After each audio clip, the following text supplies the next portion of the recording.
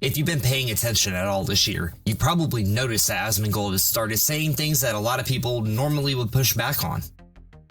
Unless you're already inside his echo chamber. And no matter how much Asmongold wants to believe he's nothing like Hassan Piker, the reality is that he is. They're two sides of the same coin. The only real difference is that Asmongold isn't openly calling people PDF files like Hassan has. What worries me isn't just what Asmongold is saying. It's what happens if more people start adopting this way of thinking. Because if that continues, I genuinely believe this country is heading somewhere that most people are not prepared for. If you're here for a serious conversation, go ahead and leave a like. Subscribe if you want to support the channel. I'm trying to hit my first 100 subscribers by April. So if you're willing to join me on this journey, let's get started.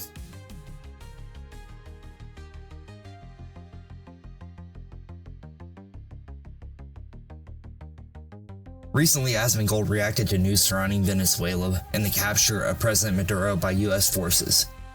If you look at the clips and social media posts Asmon was reacting to, you'd see a lot of Venezuelans celebrating. I don't really know how else that I can say it other than we just went over there and we got him. 3-hour war, exactly. Trump straight up sent in Navy SEALs and they just got him. Both in Venezuela and here in the US. And I want to be clear about something up front. I'm not defending Maduro because I believe he caused serious harm to that country and its people. But acknowledging that doesn't mean what happened was the right solution. And you see, oh shit. And by the way, I want everybody to look at, if we're able to parachute down, capture, and then leave the president of the country, and we have that good of intelligence, that good of technology, that good of coordination, do you really think that we don't know what's on those boats? What people like Asmongold, and frankly many US officials, fail to understand is that removing one man does not dismantle a regime. A regime is a system. It's a network of people who benefit from power. And when you remove the figurehead without addressing the structure underneath, all you do is create a power vacuum. And power vacuums don't lead to peace. They lead to chaos. We've seen this before. Abbott and Preach talked about this from first-hand experience in Haiti. Yeah. So after a while, they're gonna drag your body. Like, you're gonna go around, oh shit, dead body. And eventually they'll drag your body out. But you know, there's not gonna be any.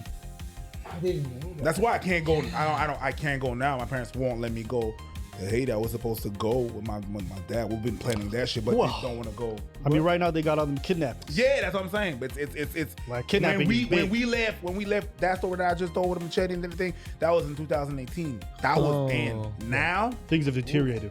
You know, it's unfortunate because the country itself is actually a wonderful place. They were literally trying to leave the country while facing armed blockades and threats. And if you look at Haiti today, things didn't improve. They got worse. Gang violence has increased, political instability skyrocketed, and humanitarian conditions collapsed. If you asked Asmongold about that situation, I honestly believe he would have been fine with it, without understanding the consequences that follow when a leader is toppled without a plan. In Asmon's worldview, American intervention is acceptable as long as the US can profit from it. That's where I fundamentally disagree. You specifically said you'd be against foreign intervention and nation building. Why have you switched positions? Well, I'm generally against it, but there are some instances where I'd be okay with it. It's pretty simple. Like, I think it's something that's generally a bad idea, but if we can get enough money out of the place that we're intervening in, and we can effectively make it worthwhile for us, then I'd be okay with it. Does that make sense? So it's all about whether we're making money off of it. That's my primary function, is that I think about, is this good for Americans? But us just going over there and doing it for no reason? No, I don't think so. Because when intervention is driven by profit instead of stability and long-term planning, it doesn't help anyone. It just creates the next disaster. Trump has openly talked about expanding actions towards places like Cuba and even Greenland. Damn right. Cuba is a communist dictatorship that's killed priests and nuns. They preyed on their own people. Their days are numbered. We're gonna wait. So Cuba's days are numbered. Colombia isn't gonna be doing this anymore. Okay, yeah, I could see there's definitely a trend here. And the idea that the US could handle conflict across multiple fronts, especially when a relation could come to US soil, It's completely detached from reality. This wouldn't be another Afghanistan. We wouldn't be the invading force. We'd be the battleground. We would be Ukraine.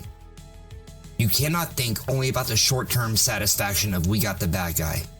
You have to think about the long-term consequences for entire populations.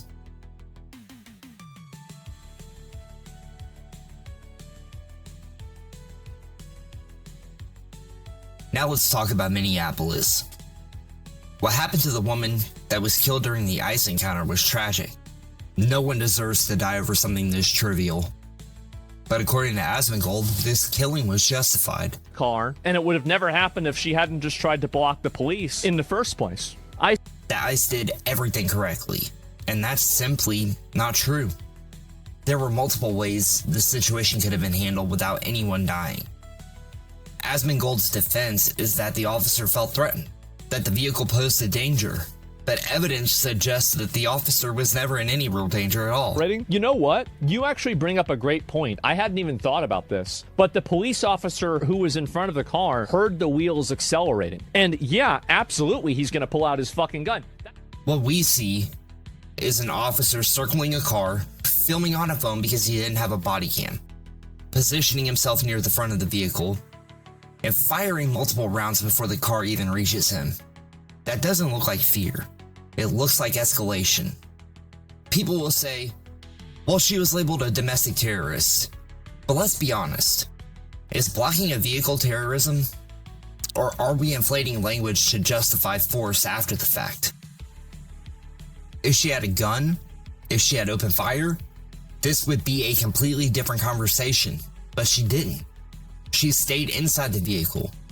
And in all reality, the aggression came from law enforcement, not from her. And here's the contradiction. When civilians break rules, Asmongold demands full accountability. But when law enforcement breaks protocol, suddenly rules don't matter. If you want laws to be respected, the enforcers need to follow them first. What Trump is doing right now is creating a state of panic. And historically, states of panic don't lead to safety. They lead to authoritarian overreach. We are not as far from martial law as people want to believe, and that should scare everyone.